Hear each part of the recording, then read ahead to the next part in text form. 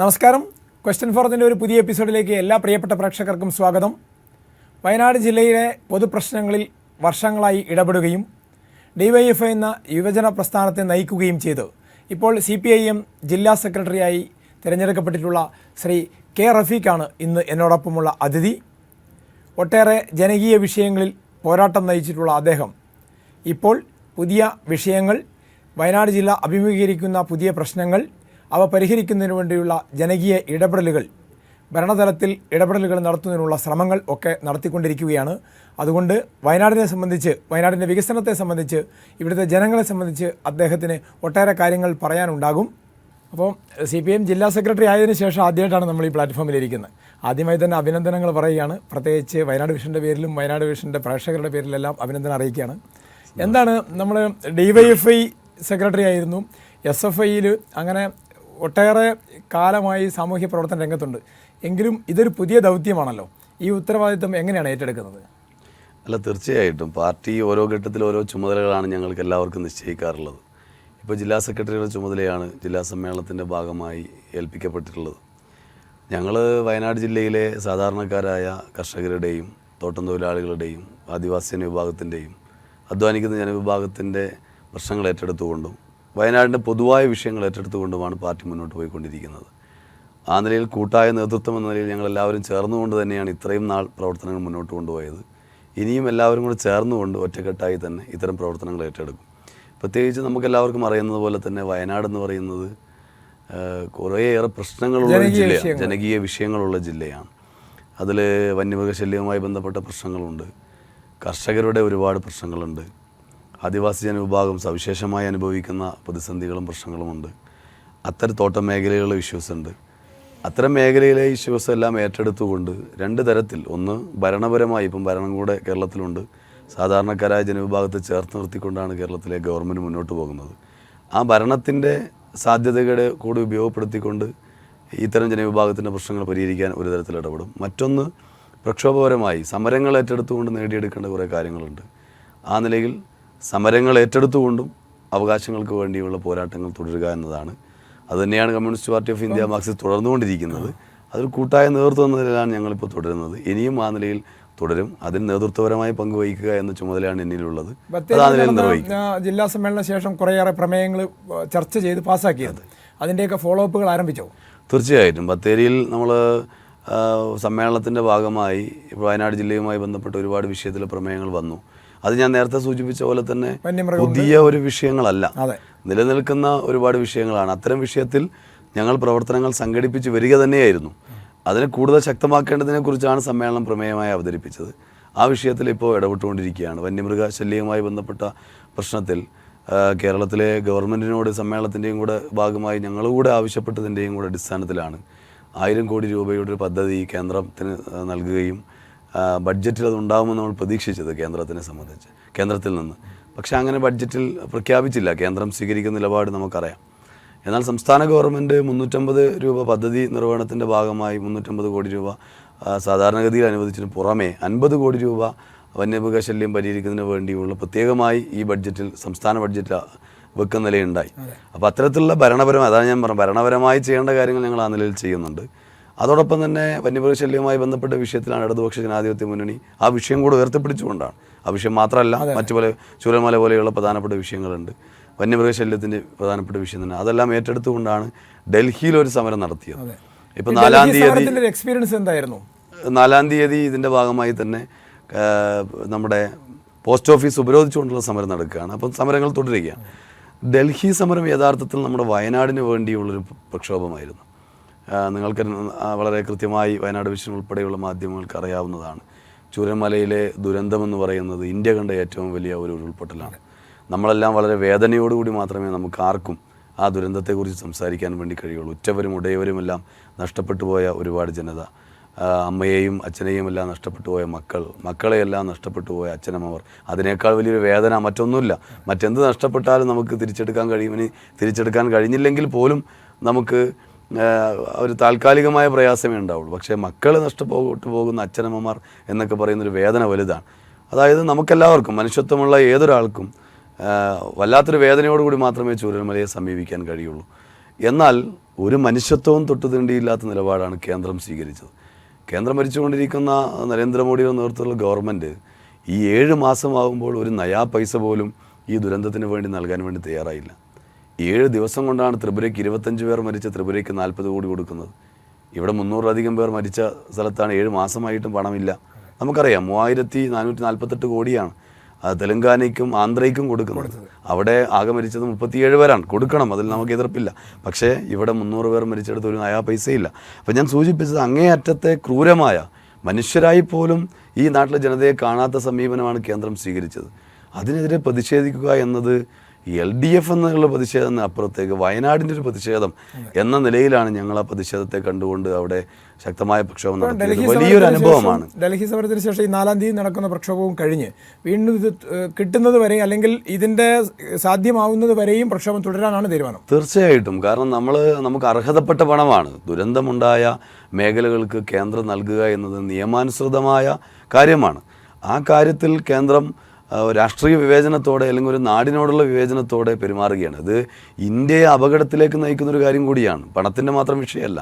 ഇന്ത്യയിലെ പൗരന്മാരെ വേർതിരിച്ച് കാണുന്നു എന്നതാണ് ഇതിൻ്റെ ഏറ്റവും പ്രധാനപ്പെട്ട ഒരു കാര്യം. കേരളത്തെ ആ നിലയിൽ കാണുന്നു, മതനിരപേക്ഷത ഉയർത്തിപ്പിടിച്ചുകൊണ്ട് മുന്നോട്ട് പോകുന്നു എന്നതുകൊണ്ട് കൂടിയാണ് കേരളത്തെ ഇങ്ങനെ ശത്രുരാജ്യം പോലെ കേന്ദ്ര ഗവൺമെൻറ് പെരുമാറുന്നത്. അപ്പം സമരവുമായി മുന്നോട്ട് പോകുകയല്ല നമ്മുടെ മുമ്പിൽ മാർഗമല്ല. ഇവിടെ ആ സമരം അവിടെ ഡൽഹിയിൽ നടക്കുമ്പോൾ ഉണ്ടായ അനുഭവം, നിങ്ങൾ നേരത്തെ ചോദിച്ച പോലെ അനുഭവം എന്ന് പറയുന്നത്, ഇന്ത്യയിലെ വിവിധ സംസ്ഥാനങ്ങളിലുള്ള ആളുകൾ അവിടെ എത്തിച്ചേർന്നു. അതായത് ആം ആദ്മി പാർട്ടിയുടെ രാജ്യസഭാ കക്ഷി നേതാവായിട്ടുള്ള അദ്ദേഹം MP കൂടെയാണല്ലോ, അദ്ദേഹം അവിടെ എത്തിച്ചേരുന്ന സാഹചര്യമുണ്ടായി.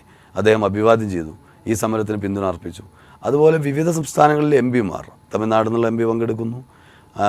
അതേപോലെ ഡൽഹിയിലുള്ള മറ്റ് പലരും ആക്ടിവിസ്റ്റുകളും വിവിധ പാർട്ടികളുടെ നേതാക്കന്മാരും പങ്കെടുക്കുന്നു. ബീഹാറിൽ നിന്ന് ആളുകൾ വരുന്നു, ഉത്തർപ്രദേശിൽ നിന്ന് വരുന്നു. കേരളത്തിലെ ഇടതുപക്ഷ ജനാധിപത്യ മുന്നണിയുടെ ഭാഗമായിട്ടുള്ള MP മാരും സമരത്തിൻ്റെ ഭാഗമായി വരികയും ഐക്യദാർഢ്യപ്പെടുകയും വലിയൊരു അനുഭവമാണ് അവിടെ ഉണ്ടായിട്ടുള്ളത്. ആ സമരം ദേശീയ മാധ്യമങ്ങൾ തന്നെ ശ്രദ്ധിക്കുന്ന നിലയിലേക്ക്. പക്ഷേ അതുകൊണ്ടായിരിക്കും ഇന്നിപ്പോൾ ഒരു വാർത്താ സമ്മേളനം വയനാട്ടിൽ കൽപ്പറ്റയിൽ നടന്നു. BJP പ്രക്ഷോഭത്തിലേക്ക് പോവുകയാണ് സംസ്ഥാന സർക്കാരിനെതിരെ. അല്ല, BJP രാഷ്ട്രീയമായി അവർ സമരം എടുക്കാതിരിക്കുകയോ ചെയ്യട്ടെ. അതിൽ കേവലമായ രാഷ്ട്രീയം വെച്ചുകൊണ്ടാണ് സമരം. അതിൽ അതുപോലെയാണോ കേന്ദ്രത്തിനെതിരെയുള്ള സമരം? കേന്ദ്രത്തിൻ്റെ സമരം ദുരന്തബാധിതർ ഉൾപ്പെടെ പങ്കെടുത്തുകൊണ്ടുള്ള സമരം എന്ന് പറയുന്നത് യഥാർത്ഥത്തിൽ ഒരു നാടിൻ്റെ സമരമാണ്. അതാണ് ഞാൻ നേരത്തെ സൂചിപ്പിച്ചത്. ഈ കേരളത്തിലെ ഗവൺമെൻറ് ഈ ദുരന്തവുമായി ബന്ധപ്പെട്ടുകൊണ്ട് ആദ്യഘട്ടം മുതൽ സമാനതകളില്ലാത്ത ഒരു ഇടപെടലാണ് നടത്തിയത്. നമുക്കറിയാം, നമ്മുടെ മുമ്പിൽ ഇതുപോലെയൊരു ദുരന്തത്തിൻ്റെ അനുഭവം നമ്മുടെ മുമ്പിലില്ല. എന്നാൽ അങ്ങനെ അനുഭവമില്ലാത്തൊരു ദുരന്തമുഖത്ത് പകച്ചു നിൽക്കുകയല്ലല്ലോ കേരളത്തിലെ ഗവൺമെൻറ് ചെയ്തത്. മന്ത്രിമാർ വരുന്നു, എല്ലാവരെയും കൂട്ടിയോജിപ്പിച്ചു. എല്ലാ രാഷ്ട്രീയ പാർട്ടികളെയും, വിവിധ യുവജന സംഘടനകളെയും, സാമൂഹ്യ മേഖല ഇടപെടലെയും ആളുകളെയും, മതസംഘടനകളെയും എല്ലാവരെയും കൂട്ടിയോജിപ്പ് കൊണ്ട് നടത്തിയിട്ട് രക്ഷാപ്രവർത്തനം. ആ രക്ഷാപ്രവർത്തനം കൊണ്ടാണല്ലോ ഒരുപാട് പേരുടെ ജീവൻ രക്ഷിക്കാൻ സാധിച്ചത്. പിന്നീട് ആളുകളുടെ ചികിത്സ ഉറപ്പുവരുത്തുന്നതായാൽ, തുടർ ചികിത്സ ആവശ്യമായി വരുന്നവർക്ക് 55,400 രൂപ വെച്ച് കൊടുത്തതായാലും, എല്ലാം നഷ്ടപ്പെട്ടു പോയവരുടെ കയ്യിൽ ഒരു നയാ പൈസ പോലും ഇല്ലാതെ എന്ന് തിരിച്ചറിഞ്ഞുകൊണ്ട് ആദ്യഘട്ടത്തിലൊരു ആശ്വാസം എന്ന നിലയിൽ 10,000 രൂപ കൊടുത്തതായാലും, പിന്നീട് കേരളത്തിലെ ഗവൺമെൻറ് മരണപ്പെട്ടവർക്ക് അവരുടെ കുടുംബത്തിന് 8 ലക്ഷം രൂപ വെച്ച് കൊടുത്തതായാലും, ഇങ്ങനെ ഞാൻ ഒരുപാട് വിശദീകരണത്തിൽ കിടക്കുന്നില്ല. എണ്ണിയാൽ ഒടുങ്ങാത്ത കാര്യങ്ങൾ കേരളത്തിലെ ഗവൺമെൻറ് ചെയ്യുന്നു. ഇപ്പോൾ ഏറ്റവും ഒടുവിൽ പുനരധിവാസവുമായി ബന്ധപ്പെട്ടുകൊണ്ടുള്ള പ്രവർത്തനങ്ങളുമായി മുന്നോട്ട് പോകുന്നു. പുനരധിവാസത്തിന് മുമ്പ് താൽക്കാലികമായുള്ള വാടക വീടുകളിലേക്ക് അവരെ മാറ്റുന്നു. ഇങ്ങനെ എല്ലാം കൃത്യമായി ചെയ്തിട്ടുണ്ട്. ഇതെല്ലാം ചെയ്തുകൊണ്ടാണ് കേരളത്തിലെ ഗവൺമെൻറ് കേന്ദ്രത്തിനോട് ആവശ്യപ്പെടുന്നത്. BJP സമരം ചെയ്യേണ്ടത്, BJP സമരം ചെയ്യാൻ ഈ കാണിക്കുന്ന താല്പര്യം, അവർ ഒരു നയാ പൈസയെങ്കിലും ഈ ദുരന്തബാധിതർക്ക് വാങ്ങിക്കൊടുക്കാനുള്ള ഒരു നിലപാട് അവർ സ്വീകരിക്കേണ്ടത്. യഥാർത്ഥത്തിൽ അതല്ലേ അവർ ചെയ്യേണ്ടത്. അല്പമെങ്കിലും ചൂരൽമലയിലെ ജനങ്ങളോട് പ്രതിബദ്ധതയുണ്ടെങ്കിൽ, അല്ലെങ്കിൽ ഈ നാടിനോട് പ്രതിബദ്ധതയുണ്ടെങ്കിൽ ചെയ്യേണ്ടത്, അല്പമെങ്കിലും മനുഷ്യപ്പറ്റുണ്ടെങ്കിൽ ചെയ്യേണ്ടത്, ഇവർക്ക് ദുരിതാശ്വാസവുമായി മുന്നോട്ട് പോകാൻ ആവശ്യമായ പണം, അർഹതപ്പെട്ട നിയമപരമായി തരേണ്ട പണം കേന്ദ്രം അവഗണിക്കുമ്പോൾ, തരാതിരിക്കുമ്പോൾ അത് വാങ്ങിക്കൊടുക്കാനുള്ള നിലപാടല്ലേ. മറ്റെല്ലാം ഉണ്ടാവട്ടെ, മറ്റു പലതിലും ഈ കേന്ദ്രം തുടരുന്ന അവഗണനയും ഉപരോധവും നമുക്കെല്ലാവർക്കും കേരളം ചർച്ച ചെയ്തുകൊണ്ടിരിക്കുകയാണ്. പക്ഷേ ഈ കാര്യത്തിൽ അങ്ങനെ പാടുണ്ടോ? ഈ ദുരന്തം അനുഭവിച്ചവരാണ്. അവരനുവദിച്ച ഈ വായ്പാ തുക ഈ മാർച്ച് പറഞ്ഞ സമയപരിധിക്കുള്ളിൽ പൂർത്തിയാക്കാൻ സർക്കാരിനാവും തോന്നുന്നുണ്ടോ? അല്ല, അതാണ് ഞാൻ പറഞ്ഞത്. നിങ്ങൾ നോക്കൂ, 2000 കോടി രൂപയാണ് NDRFൻ്റെ ഭാഗമായി, നാഷണൽ ദുരന്ത നിവാരണ നിധിയുടെ ഭാഗമായി നമ്മൾ ആവശ്യപ്പെട്ടത് 2000 കോടി രൂപയാണ്. ഓഗസ്റ്റ് മാസം 11-ാം തീയതി കൃത്യമായി അപേക്ഷ സമർപ്പിക്കുന്നു. വീണ്ടും പ്രധാനമന്ത്രി വന്ന സമയത്ത് വിശദമായി മുഖ്യമന്ത്രി തന്നെ നേരിട്ട് പറയുന്നു. അതിനുശേഷം ഓഗസ്റ്റ് മാസം 19-ാം തീയതി വിശദമായ റിപ്പോർട്ട് കൊടുക്കുന്നു. പിന്നെ PDNA പ്രകാരം, അത് നമുക്ക് ദുരന്തമുണ്ടായതിൻ്റെ പ്രവർത്തനങ്ങൾ ആരംഭിച്ചതിന് ശേഷം കൊടുക്കാൻ കഴിയുന്ന റിപ്പോർട്ടാണ് PDNA പ്രകാരം നവംബർ മാസത്തിൽ വീണ്ടും റിപ്പോർട്ട് കൊടുക്കുന്നു. ഈ ബഡ്ജറ്റിന് തൊട്ട് മുമ്പ് വീണ്ടും 2000 കോടിയുമായി ബന്ധപ്പെട്ട കാര്യങ്ങൾ ആവശ്യപ്പെടുന്നു. ഇങ്ങനെയെല്ലാം ആവശ്യപ്പെട്ടിട്ടും ഒരു രൂപ തന്നില്ലല്ലോ, ഒരു രൂപ തന്നില്ല. ഇപ്പം കടം തരുന്നതിനെ കുറിച്ചാണല്ലോ പറയുന്നത്. കടം തരുന്നതിന് നിങ്ങൾ നോക്ക്, വിവിധ പദ്ധതികൾക്ക് വേണ്ടിയാണ് അതിൽ പറയുന്നത്. വായ്പ എടുക്കാമെന്ന് പറയുന്നത് വായ്പയല്ല നമ്മൾ ആവശ്യപ്പെട്ടത്. നമുക്ക് ആവശ്യം ഈ പദ്ധതിക്ക്, ഈ 2000 കോടിക്ക് പുറമെയാണ് നമുക്ക് വായ്പ അനുവദിക്കുന്നതെങ്കിൽ നമുക്ക് സ്വാഭാവികമായിട്ടും കാര്യങ്ങൾ ചെയ്യാൻ വേണ്ടി പറ്റും. ആ വായ്പ അനുവദിച്ച് തന്നെ ഇപ്പം 161 കോടി രൂപ ഒരു ബിൽഡിംഗ് നിർമ്മാണത്തിന് വേണ്ടിയാണ്, 62 കോടി രൂപ ഒരു റോഡ് നിർമ്മാണത്തിന് വേണ്ടിയാണ്, 21 കോടി രൂപ അഗ്നിശമന നിലയം നിർമ്മിക്കുന്നതിന് വേണ്ടിയാണ്. ഇങ്ങനെ വിവിധ പദ്ധതികളാണ്. ഇതെല്ലാം നിർമ്മാണ പ്രവർത്തനങ്ങളാണ്. 45 ദിവസം കൊണ്ട് നിർമ്മാണ പ്രവർത്തനങ്ങൾ അസാധ്യമാണ് എന്ന് അറിയാത്തവരല്ലോ ഈ കേന്ദ്രം ഭരിക്കുന്നവർ. അവ നടക്കരുത് എന്ന ലക്ഷ്യം വെച്ചുകൊണ്ട് തന്നെയാണ് തന്നിരിക്കുന്നത്. കേരളത്തിലെ ഗവൺമെൻറ് ഈ സാധ്യമായ എല്ലാ സാഹചര്യവും ഉപയോഗിച്ചുകൊണ്ട് ഈ 45 ദിവസം കൊണ്ട് സാധ്യമാകുന്നതെങ്കിലും ചെയ്യാൻ വേണ്ടിയുള്ള ശ്രമമാണ് നടത്തുന്നത്. ഇങ്ങനെ 45 ദിവസം കൊണ്ട് പൂർത്തീകരിച്ചതിന് ശേഷം അതിന് യൂട്ടിലൈസേഷൻ സർട്ടിഫിക്കറ്റ് നൽകിയാൽ മാത്രമാണ് നമുക്ക് ഈ വായ്പ കിട്ടുന്നത്. അപ്പോഴേ വായ്പ കിട്ടുള്ളൂ, ഇപ്പോൾ വായ്പ കിട്ടുന്നില്ല. അപ്പോൾ എത്രമാത്രം ക്രൂരതയോടുകൂടി അല്ല, തീർച്ചയായും കേന്ദ്രം ഇതിൻ്റെ പണം അനുവദിക്കാൻ തയ്യാറാവണം. യഥാർത്ഥത്തിൽ നമുക്ക് അർഹതപ്പെട്ടതാണ്. എന്തുകൊണ്ടാണ് ഇപ്പം LDF നടത്തുന്ന പ്രക്ഷോഭത്തിൻ്റെ ഭാഗമായി ഞങ്ങൾ ചോദിക്കുന്നത് കേരളം എന്താ ഇന്ത്യയിലെ എന്നാണ്. ഇന്ത്യയിലെ പൗരന്മാരായ ഒരു സംസ്ഥാനത്തെ ജനതയ്ക്ക് ഞങ്ങൾ ഇന്ത്യക്കാരിലെ എന്ന് ചോദിക്കേണ്ടി വരുന്നൊരവസ്ഥയിലേക്ക് കേന്ദ്രഭരണം എത്തിക്കുന്നു. അങ്ങനെ ചോദിക്കേണ്ടത് വരുന്നത് എവിടെയാണ്? ദുരന്തബാധിതരോട് പോലും ഈ അവഗണന കാണിക്കുമ്പോഴാണ്. ഇന്ത്യ ഇപ്പം ഡൽഹിയിൽ നടന്ന സമരത്തിൽ ഇവിടെ ദുരന്തബാധിതർ ഉൾപ്പെടെ അവിടെ അണിനിരന്നുകൊണ്ട് ഉന്നയിച്ച ചോദ്യം, ഞങ്ങൾ എന്താ ഇന്ത്യൻ പൗരന്മാരല്ലേ എന്ന്. ഈ മുദ്രാവാക്യം ഉയർത്തി നടത്തുന്ന പദയാത്ര എല്ലാ പഞ്ചായത്തിലും പൂർത്തിയായോ? ഇന്നത്തോടുകൂടി അത് പിന്നെ എല്ലാ ഏരിയ കേന്ദ്രങ്ങളിലാണ് നടത്തുന്നത്. 8 ഏരിയകളാണ് CPM ജില്ലയിലുള്ളത്. 8 ഏരിയകളിലും കാൽനടയായി സഞ്ചരിച്ചുകൊണ്ട് ഈ മുദ്രാവാക്യം വിശദീകരിക്കുകയാണ്. ഇന്നത്തോടുകൂടി അത് എല്ലാ ഏരിയ ജാഥകളും പുൽപ്പള്ളി ജാഥ കൂടെ സമാപിക്കുന്നതോടുകൂടി എല്ലാം കഴിയും. അതിന് ശേഷം 4-ാം തീയതി ഈ മുദ്രാവാക്യം ഉൾപ്പെടെ ഉയർത്തിപ്പിടിച്ചുകൊണ്ടുള്ള ശക്തമായ പ്രക്ഷോഭത്തിൻ്റെ ഭാഗമായിട്ടാണ് പോസ്റ്റ് ഓഫീസ് രാവിലെ മുതൽ ഉപരോധിച്ചുകൊണ്ടുള്ള 100 കണക്കിന് ആളുകൾ പങ്കെടുക്കുന്ന സമരം സംഘടിപ്പിക്കുന്നത്. പാർട്ടിയുടെ കേന്ദ്ര കമ്മിറ്റി അംഗം സഖാവ് ശൈലജ ടീച്ചറാണ് ഉദ്ഘാടനം ചെയ്യുന്നത്.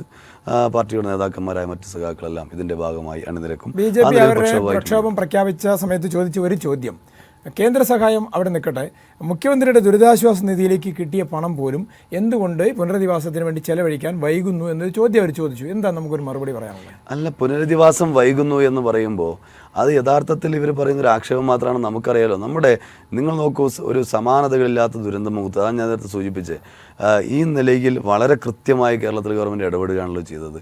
പിന്നീട് അതിനിടയിലുണ്ടായ വിഷയം എന്താ? ഒക്ടോബർ മാസത്തിലാണ് നമ്മൾ സ്ഥലം ഏറ്റെടുപ്പുമായി, നമുക്കിനി ആവശ്യം പുനരധിവാസമാണ്, അത് വളരെ പെട്ടെന്ന് പൂർത്തീകരിക്കണം, യാതൊരു സംശയവും അക്കാര്യത്തിലില്ല. ദുരന്തബാധിതർക്ക് ആശങ്കയുണ്ടാകുന്ന നിലയിലേക്ക് പോകരുത്, അടിയന്തരമായി തന്നെ അത് പരിഹരിക്കണം എന്ന കാര്യത്തിൽ സംശയമില്ല. പക്ഷേ ആ നിലയിൽ തന്നെയാണ് കേരളത്തിലെ ഗവൺമെൻറ് മുന്നോട്ട് പോകുന്നത്. ഓരോ ഘട്ടത്തിലും ഉയർന്നു വരുന്ന ആശങ്കകൾ പരിഹരിച്ച് വളരെ കൃത്യമായി ദുരന്തബാധിതർക്ക് അതുമായി ബന്ധപ്പെട്ട കാര്യങ്ങളിലെല്ലാം വ്യക്തത വരുത്തിക്കൊണ്ടാണ് കേരളത്തിലെ ഗവൺമെൻറ് പോകുന്നത്. ഇപ്പോൾ നമ്മുടെ 2024 ഒക്ടോബർ മാസത്തിലാണ് സ്ഥലം ഏറ്റെടുപ്പുമായി ബന്ധപ്പെട്ടുകൊണ്ട് മുന്നോട്ട് പോകുന്നത്. വൈകുന്ന സാഹചര്യം ഉണ്ടായില്ല. ആ ഘട്ടത്തിലാണ് നിയമപരമായി മാനേജ്മെൻറ്റ് കോടതിയെ സമീപിച്ചപ്പോൾ സാധാരണഗതിയിൽ ഒരു കോടതി വ്യവഹാരം എങ്ങനെയാണ് നീങ്ങിപ്പോവുക നമുക്കറിയാലോ.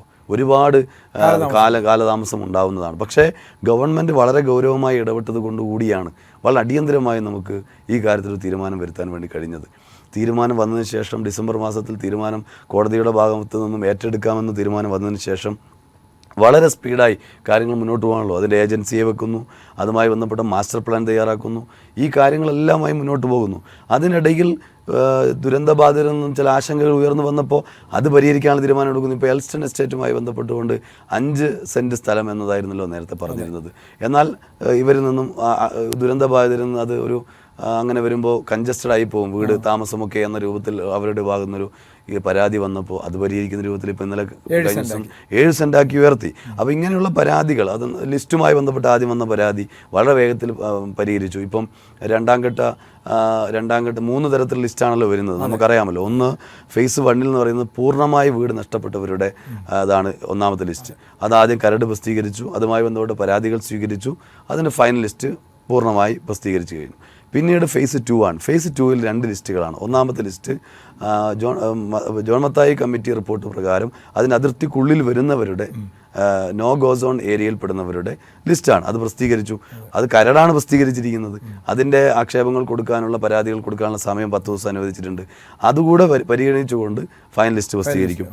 ഈ രണ്ടാമത്തെ വിഭാഗത്തിൽ പിന്നെയുള്ളത് ബി കാറ്റഗറിയാണ്. അത് ഗോസോൺ ഏരിയ ആണ്. അതാണ് ജോൺ മത്തായി കമ്മിറ്റി പറഞ്ഞ അതിർത്തിക്കപ്പുറത്താണ്. പക്ഷേ ഐസൊലേറ്റഡ് ആണ്, ഒറ്റപ്പെട്ടു പോയവരായിരിക്കും. അങ്ങോട്ടേക്ക് റോഡ് ഉണ്ടാവില്ല, അല്ലെങ്കിൽ ഒറ്റപ്പെട്ടു പോയവർ, അങ്ങനെയുള്ളവരെയും കൂടെ ഇതിൻ്റെ ഭാഗമായി പരിഗണിക്കുന്ന ലിസ്റ്റ് അടുത്ത ദിവസം തന്നെ, ഇന്നലെ ഇപ്പം മന്ത്രി പ്രഖ്യാപിച്ചു, നാളെയോ മറ്റന്നാളായിക്കൊണ്ട് ആ ലിസ്റ്റ് വരും. ആ ലിസ്റ്റ് വന്നാൽ അതിലും പരാതികൾ കേൾക്കാനുള്ള അവസരം ഒരുക്കും. പരാതി കേട്ടതിന് ശേഷം ഫൈനൽ ലിസ്റ്റ് ഇറക്കും.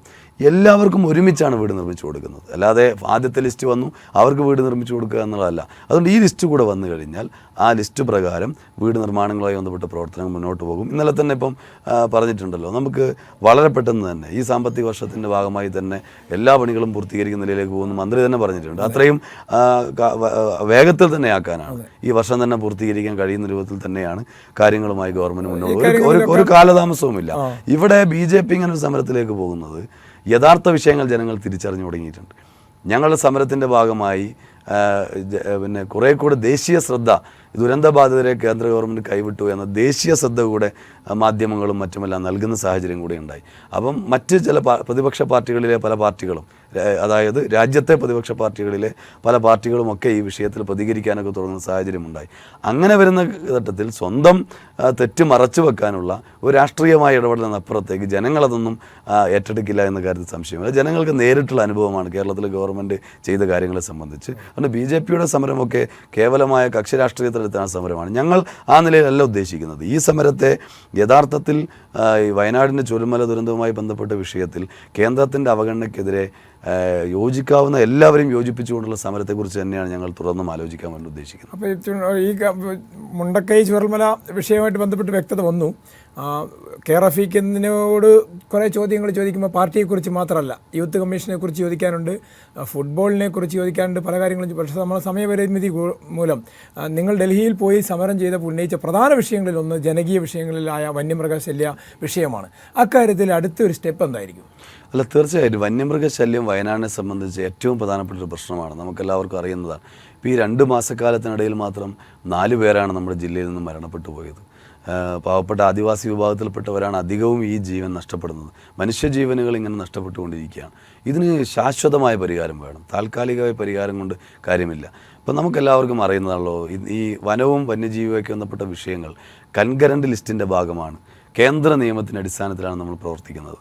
അപ്പോൾ ഇവിടെ 2 തരത്തിലുള്ള വിഷയങ്ങളാണ് കേരളത്തിലെ ഗവൺമെൻറ് ഇപ്പോൾ സമീപിക്കുന്നത്. ഒന്ന് താൽക്കാലിക പരിഹാരമാണ്. അതാണ് ട്രെഞ്ചും അതുപോലെ തന്നെ ഹാങ്ങിങ് ഫെൻസിങ്ങും പോലെയുള്ള കാര്യങ്ങളൊക്കെ നിർമ്മിച്ചുകൊണ്ട് അത് താൽക്കാലിക പരിഹാരം മാത്രമാണ്.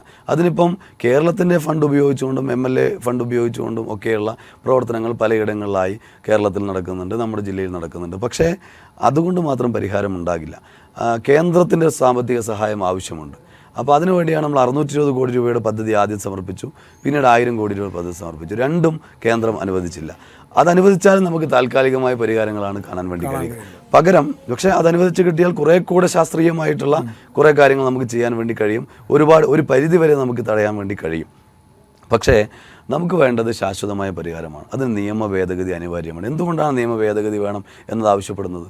ഇപ്പോൾ ഒരു വന്യമൃഗം ജനവാസ മേഖലയിലേക്ക് ഇറങ്ങിയാൽ അതിനെ പിടികൂടണമെങ്കിൽ നിരവധിയായ യോഗങ്ങളിരുന്ന് കേന്ദ്ര ഉദ്യോഗസ്ഥർ ഉൾപ്പെടെയുള്ളവരുടെ യോഗങ്ങളിരുന്ന് വേണം നമുക്ക് തീരുമാനമെടുക്കാൻ. കാലതാമസം വരും. അപ്പോൾ ഒരു വന്യമൃഗം ജനവാസ മേഖലയിലേക്ക് ഇറങ്ങുമ്പോൾ അതിനെ പിടികൂടാൻ പോലും തീരുമാനമെടുക്കണമെങ്കിൽ ഒരുപാട് കടമ്പകൾ കടക്കണം. അതുവരെ ഈ വന്യമൃഗം അവിടെ കാത്തിരിക്കില്ല. ആളുകൾ ആക്രമിക്കും, വളർത്തുമൃഗങ്ങളെ പിടിക്കും. അതുകൊണ്ട് നമുക്ക് പെട്ടെന്ന് തീരുമാനമെടുക്കാൻ കഴിയുന്ന രൂപത്തിലേക്ക് സംസ്ഥാന ഗവൺമെൻറ്റിന് അധികാരം നിക്ഷിപ്തമാക്കണം. അതുപോലെ സംസ്ഥാന ഗവൺമെൻറ് മാത്രമല്ല, ജില്ലാതല ഫോറസ്റ്റ് ഉദ്യോഗസ്ഥർക്ക് ഉൾപ്പെടെ വളരെ പെട്ടെന്ന് ഇത്തരം കാര്യത്തിൽ തീരുമാനമെടുക്കാനുള്ള അവകാശം ആ നിലയിലേക്ക് അധികാരം ഉണ്ടാകുന്ന നിലയിലേക്ക് നിയമത്തിൽ മാറ്റം വരുത്തണം. നമ്മൾ ജനവാസ മേഖല ഇറങ്ങുന്ന ഇതിനെ പിടികൂടുക എന്നത് മാത്രമല്ല, മനുഷ്യരെ ആക്രമിച്ച് കൊല്ലുന്ന വന്യമൃഗങ്ങളെ ഉന്മൂലനം ചെയ്യാനുള്ള അവകാശം നമുക്ക് വേണം. അല്ലാതെ ഇത് പരിഹരിക്കാൻ വേണ്ടി കഴിയില്ല. ഇപ്പം ക്ഷുദ്രജീവിയായി പ്രഖ്യാപിച്ച് പന്നികളെ കൊല്ലണം എന്നുള്ള ആവശ്യം നമ്മൾ എത്രയോ കാലമായി ആവശ്യപ്പെടുകയാണ്. അതുപോലും കേന്ദ്രം അനുവദിക്കുന്നില്ല. കേന്ദ്ര നിയമത്തിൻ്റെ അടിസ്ഥാനത്തിലാണ്, നമുക്ക് തീരുമാനം എടുക്കാൻ വേണ്ടി കഴിയില്ല.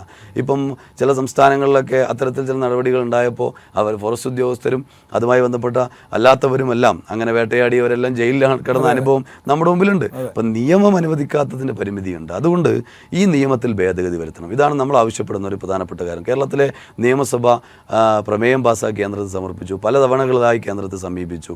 പക്ഷേ കേന്ദ്രം അതിന് തയ്യാറാകുന്നില്ല. അടിയന്തരമായി കേന്ദ്രം അതിന് തയ്യാറാകണം. വയനാട് MP അതിൽ ഉത്തരവാദിത്തമുണ്ട്.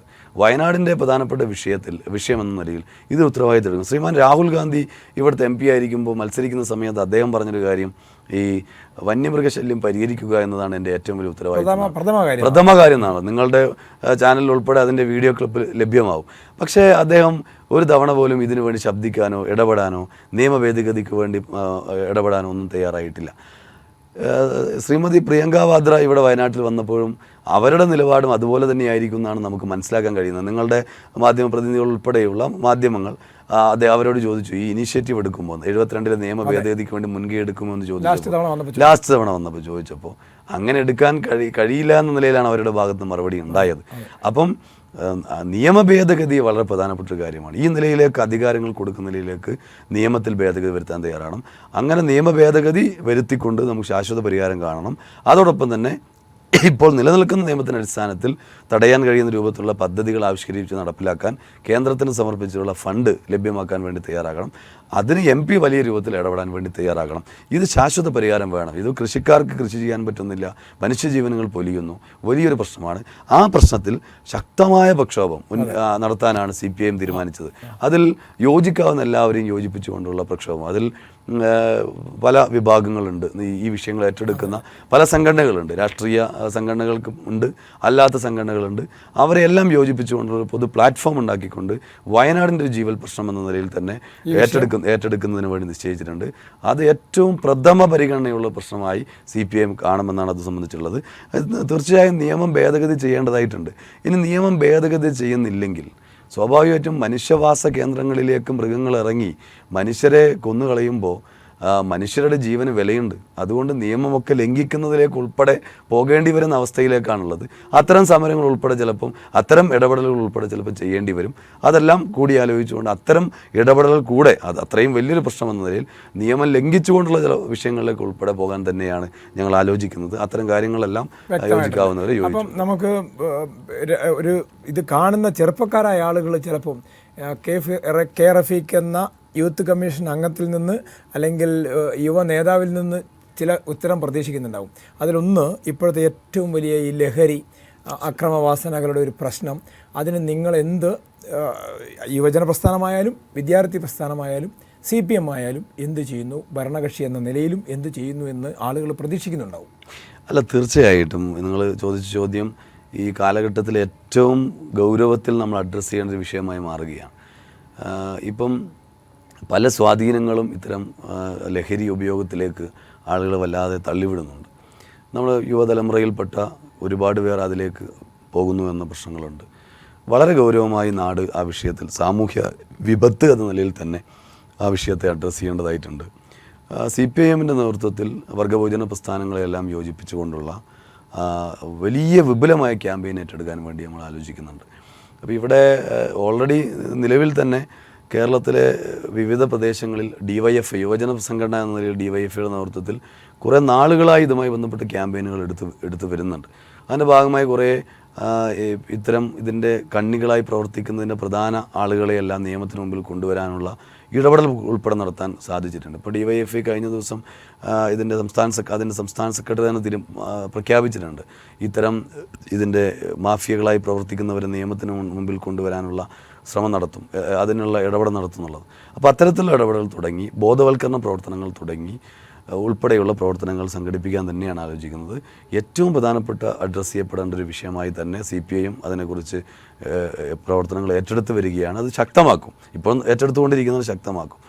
കേരളത്തിലെ ഗവൺമെൻറ് ഈ കാര്യത്തിൽ വളരെ മാതൃകാപരമായ ഇടപെടൽ നടത്തുന്നുണ്ട്. ഇപ്പം നമുക്ക് പഴയതുപോലെയല്ല. ഇപ്പോൾ പല കേസുകളും പുറത്തു വരുന്നത് കാര്യക്ഷമമായി പ്രവർത്തിക്കുന്നതുകൊണ്ടാണ്. പണ്ട് ഇത്തരം ലഹരി മാഫിയകളെ നിയമത്തിന് മുമ്പിൽ പോലും വരില്ല.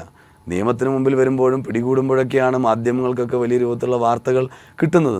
പിടികൂടാതെ ഇങ്ങനെ അത് വളരെ സുലഭമായി കിട്ടുകയും ഒരു പ്രയാസമില്ലാതെ വിൽപ്പന നടക്കുകയും ഒക്കെ ചെയ്യുമ്പോൾ വേണ്ടത്ര മാധ്യമങ്ങൾക്ക് പോലും കാണാൻ കഴിയില്ല.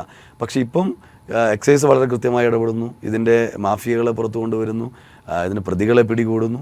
അങ്ങനെ വരുമ്പോൾ വാർത്തകൾ ദിനം പ്രതി വരും. അപ്പോൾ വാർത്തകൾ വരുന്നത് കൊണ്ട് ഇപ്പോഴാണിത് കൂടുതൽ എന്ന നിലയിൽ വെക്കരുത്. പകരം ഇതിൻ്റെ ഭാഗമായുള്ള അക്രമവാസനകളും മറ്റുമെല്ലാം വലിയ രൂപത്തിൽ കൂടുന്നു. അതിന് സാങ്കേതിക വിദ്യയുടെ വളർച്ചയുടെ ഭാഗമായി പലർക്കും ഇതിൻ്റെ ഉപയോഗത്തിനുള്ള നല്ല നിലയിലും നെഗറ്റീവായിട്ടും സാങ്കേതിക വിദ്യയെ ഉപയോഗിക്കാമല്ലോ. അപ്പോൾ നെഗറ്റീവായി ഉപയോഗിക്കുന്നവരുടെ ഭാഗമായിട്ടാണ് ഇത് വരുന്നത്.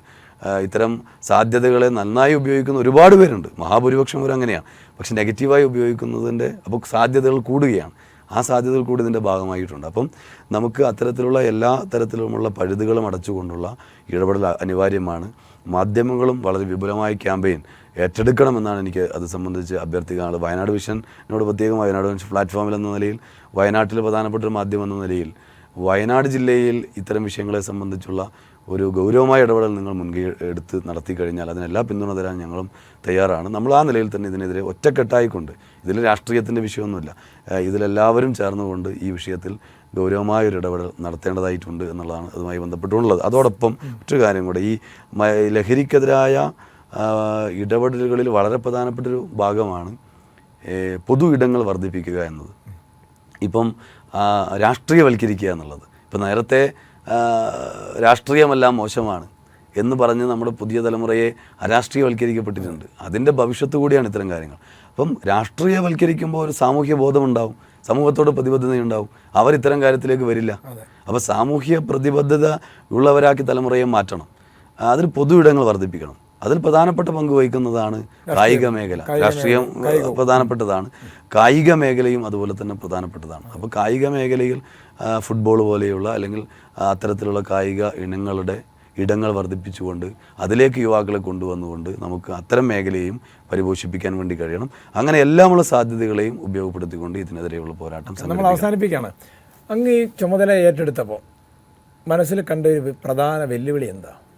ഇല്ല, ഞാൻ പറഞ്ഞല്ലോ, നമ്മൾ പ്രവർത്തനം എന്ന് പറയുന്നത് കൂട്ടായി ഏറ്റെടുക്കുന്നൊരു പ്രവർത്തനമാണ്. Communist party of India Marxist Wayanad ജില്ലയിൽ സാധാരണക്കാരുടെ പ്രശ്നങ്ങളും വയനാടിൻ്റെ പൊതുവായ വിഷയങ്ങളും ഏറ്റെടുത്തുകൊണ്ട് മുന്നോട്ട് പോവുകയാണ്. അപ്പോൾ സ്വാഭാവികമായിട്ടും ആ പ്രവർത്തനങ്ങൾ തുടരുക എന്നതാണ്.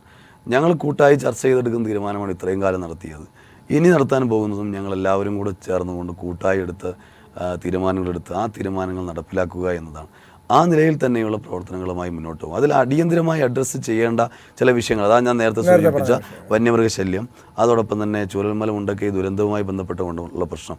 അതിലൊരു കാര്യം കൂടി എനിക്ക് സൂചിപ്പിക്കാനുണ്ട്. ഈ ചൂരൽമല മുണ്ടക്കൈ വിഷയവുമായി ബന്ധപ്പെട്ടുകൊണ്ട് ബഹുമാന്യനായ ടി സദ്ദിഖ് MLA നടത്തുന്ന, കൽപ്പറ്റ MLA നടത്തുന്ന ഒരിടപെടൽ വളരെ തെറ്റായ രീതിയിലാണ്. അദ്ദേഹം അങ്ങനെ ആയിരുന്നില്ല അദ്ദേഹത്തിൽ നിന്നും ഒരു സമീപനം നാട് പ്രതീക്ഷിക്കുന്നത്. കാരണം ഡൽഹിയിൽ ഞങ്ങൾ സമരം നടത്തിയത് കേന്ദ്രത്തിനെതിരെയാണ്. അതും ഒരു രാഷ്ട്രീയമായ ലക്ഷ്യത്തോടു കൂടിയല്ല. ഞാൻ നേരത്തെ സൂചിപ്പിച്ചു, ഒരു നാടിന് വേണ്ടിയുള്ള പണത്തിന് ആവശ്യപ്പെട്ടുകൊണ്ടാണ്. ആ ദിവസമാണ് കൽപ്പറ്റ MLA ഒരു സമരം സംസ്ഥാന സർക്കാരിനെതിരെ പ്രഖ്യാപിക്കുന്നത്. എന്തിനാണ് BJPക്ക് വേണ്ടി ഉള്ള വിടുപണി ചെയ്യുന്ന രൂപത്തിലേക്ക് MLA മാറുന്നത്? ആ ദിവസം ദേശീയ മാധ്യമങ്ങൾ ഉൾപ്പെടെ കേന്ദ്രത്തിനെതിരെ ഒരു സമരത്തെക്കുറിച്ച് ചർച്ച ചെയ്യുമ്പോൾ എന്തിനാണ് സംസ്ഥാനത്തിനെതിരെ BJP പ്രഖ്യാപിക്കുന്നതിന് മുമ്പ് സിദ്ദിഖ് പ്രഖ്യാപിച്ചത് BJPയെ സഹായിക്കാൻ വേണ്ടിയാണ്? അത്തരം ഒരു നിലപാടായിരുന്നില്ല MLAയിൽ നിന്നുണ്ടാവേണ്ടത്. യഥാർത്ഥത്തിൽ ആം ആദ്മി പാർട്ടിയുടെ MPമാർ ഉൾപ്പെടെ അവിടെ വന്ന് ഈ നിലയിൽ പിന്തുണ അർപ്പിക്കുമ്പോൾ പിന്തുണ അർപ്പിക്കുകയാണ് ഇവർ വേണ്ടത്. ഇനി പിന്തുണ അർപ്പിക്കുന്നില്ലെങ്കിലും BJP നേതൃത്വം കൊടുക്കുന്ന BJP നേതൃത്വം കൊടുക്കുന്ന കേന്ദ്രത്തിനെതിരെ സമരം നടത്തുമ്പോൾ ആ ദിവസം തന്നെ പ്രഖ്യാപിക്കാൻ എന്താണ് കാരണം? അപ്പം ആ നിലയിലുള്ള സമീപനം കോൺഗ്രസ് സ്വീകരിക്കുന്നത് അവസാനിപ്പിക്കാൻ വേണ്ടി തയ്യാറാവണം എന്നുകൂടി ഈ അവസരത്തിൽ പറഞ്ഞു വെക്കുകയാണ്. അപ്പം വയനാടിൻ്റെ അടിയന്തരമായ പ്രശ്നങ്ങൾ ഇടപെടുക, അതുപോലെ തന്നെ ശാശ്വതമായി പരിഹരിക്കേണ്ട ഒരുപാട് വിഷയങ്ങൾ ഏറ്റെടുക്കുക, ആ വിഷയങ്ങൾ ഏറ്റെടുത്തുകൊണ്ട് മുന്നോട്ട് പോകുക. അത് തീർച്ചയായും ഞാനതിൽ കാണുന്ന കാര്യം, ഒരു പാർട്ടി മാത്രം വിചാരിച്ചാൽ എല്ലാ കാര്യങ്ങളും ചെയ്യാൻ കഴിയില്ല. അതുകൊണ്ട് വയനാടിൻ്റെ പൊതുവായ വിഷയത്തിൽ യോജിക്കാവുന്ന എല്ലാവരെയും യോജിപ്പിച്ചുകൊണ്ടുള്ള ഒരു പ്ലാറ്റ്ഫോം ഉണ്ടാക്കിക്കൊണ്ട് മുന്നോട്ട് പോകണമെന്നതാണ്. രാഷ്ട്രീയമൊക്കെ ഉണ്ട്, കൃത്യമായ രാഷ്ട്രീയം നമുക്കെല്ലാവർക്കും ഉണ്ട്. ആ രാഷ്ട്രീയം പറഞ്ഞുകൊണ്ട് നമ്മൾ പോകും. കക്ഷി രാഷ്ട്രീയത്തിൻ്റെ വാദപ്രതിവാദങ്ങളൊക്കെ ഉണ്ടാവും. പക്ഷേ വയനാടിൻ്റെ ചില പ്രശ്നത്തിൽ പ്രത്യേകിച്ച് കേന്ദ്രം സ്വീകരിക്കുന്ന നിലപാടുണ്ട്. ഇപ്പം വന്യജീവി പ്രശ്നമായാലും ചൂരൽമല വിഷയമായാലും രാത്രിയാത്രാ നിരോധനമായാലും ഈ റെയിൽവേയുടെ ഇഷ്യൂ ആയാലും വയനാടിൻ്റെ പ്രധാന വിഷയങ്ങളിലൊക്കെ കേന്ദ്രത്തിന് കൃത്യമായ പങ്ക് വഹിക്കാനുണ്ട്. അത് ചെയ്യുന്നില്ല, അവഗണനയാണ്. അപ്പോൾ സ്വാഭാവികമായിട്ടും അതിൽ യോജിക്കാവുന്നവരെല്ലാം യോജിപ്പിച്ചുകൊണ്ടുള്ള പ്രക്ഷോഭം സംഘടിപ്പിക്കുക എന്ന് തന്നെയാണ്.